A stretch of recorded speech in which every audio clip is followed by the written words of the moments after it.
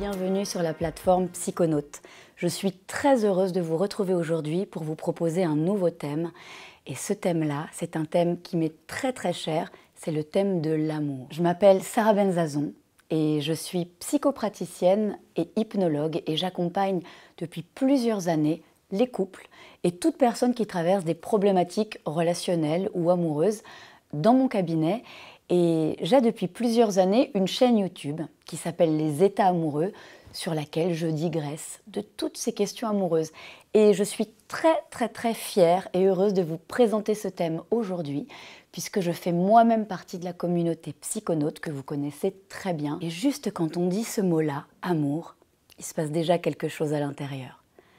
L'amour, c'est une expérience très interne, très subjective, mais en même temps, c'est une expérience très universelle que tout le monde vit dans l'histoire de sa vie. Alors, cette question-là de l'amour, c'est une question qui occupe finalement toute l'expérience humaine.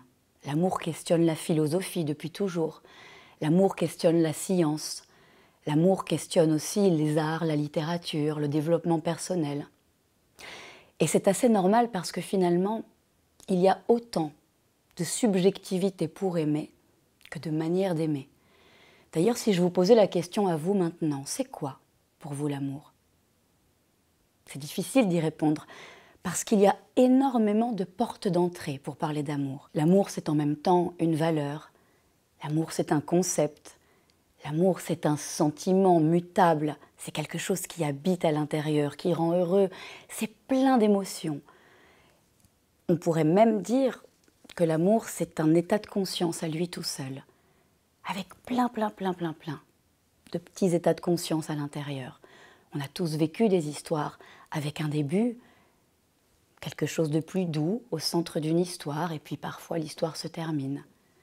Finalement, ce que je vais vous proposer dans ce thème, au gré de 4 chapitres de pure exploration, c'est d'aller à la recherche de toutes ces petites portes d'entrée et de venir expérimenter pour vous. Qu'est-ce que ça représente d'aimer, de vivre l'amour et de recevoir de l'amour? Je suis persuadée que dans votre histoire de vie, vous avez vécu des histoires d'amour absolument différentes des unes des autres. Ou peut-être même qu'à l'inverse, vous avez eu la sensation de vivre toujours la même histoire. C'est normal parce que finalement, à chaque fois qu'on rencontre quelqu'un, on va avoir une nouvelle dimension de l'amour qui va venir nous happer et nous apprendre quelque chose en même temps sur notre représentation du monde, mais en même temps sur nous-mêmes. Parce que l'amour, c'est aussi un lien. L'amour, c'est ce qui me lie, moi et l'autre. L'amour, c'est ce qui me lie au monde. L'amour, c'est aussi ce qui me lie parfois au plus grand. Et en ça, l'amour, c'est aussi une croyance. Et à travers les 4 chapitres de ce thème, vous allez pouvoir expérimenter en quoi finalement l'amour et toutes les croyances que ça brasse va nous amener à vivre des histoires différentes tout au long de notre vie. Il y a plusieurs manières d'aimer. Il y a l'amour romantique, il y a l'amour passionné, il y a l'amour érotique aussi. Et puis il y a l'amour courtois, l'amour fraternel, l'amour moral. Et puis il y a un autre type d'amour qu'on retrouve dans les croyances spirituelles, parfois la religion, cet amour inconditionnel, l'amour sacré. Bref, il y a autant de manières d'aimer que de choses et de personnes à aimer. Alors, pour les 4 chapitres à venir, je vous propose d'expérimenter tout ça à travers une expérience en forme d'entonnoir. Dans les 2 premiers chapitres de ce thème, vous pourrez expérimenter les 2 grandes directions philosophiques de l'amour. Dans le chapitre 1, vous allez expérimenter l'amour en tant qu'il est une expérience du corps.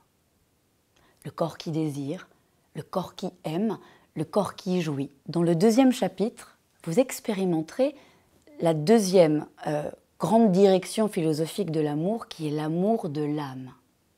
L'amour, ça n'est pas seulement une expérience du corps, c'est une expérience aussi émotionnelle et transcendantale. Qu'est-ce qui fait qu'on aime? Qu'est-ce qui fait qu'on aime une autre personne? Et comment on tombe amoureux. Et puis, après avoir vécu ces 2 grandes expériences très théoriques, on va venir dans un 3e chapitre les réunir. Et puis, je vous proposerai d'expérimenter les étapes de l'amour. Ce sera un chapitre beaucoup plus concret qui va venir nous parler de la rencontre. Qu'est-ce qui se passe en soi quand on rencontre quelqu'un? Qu'est-ce que ça bouge? Qu'est-ce que ça modifie? À quoi on renonce et qu'est-ce qu'on gagne? Et puis, dans le dernier chapitre de ce thème, je vous proposerai de vous reconnecter à vous. Finalement, à la fin, aimer, c'est l'expérience de soi. C'est l'expérience de sa capacité à se lier, à recevoir et à donner de l'amour. Alors, tout à la fin, vous pourrez expérimenter quel amoureux vous êtes. Et puis peut-être trouver, après toute cette expérience, votre notice amoureuse à vous. L'idée de ce voyage que je vous propose, c'est d'expérimenter toutes les formes d'amour et de voir comment vous aimez. Et de parvenir à trouver la meilleure manière d'aimer pour vous et la manière qui va vous rendre heureux. Parce que finalement, l'amour, c'est un peu comme le cycle de la vie. Il y a toujours quelque chose qui démarre, quelque chose qui change, qui se modifie en soi et quelque chose qui se termine peut-être pour renaître à nouveau. L'amour, c'est à chaque étape comme un rituel de passage. Et je vous propose d'expérimenter tout ça. Alors je vous retrouve dans quelques instants dans le tout premier chapitre de ce thème sur l'amour et je vous dis à tout de suite.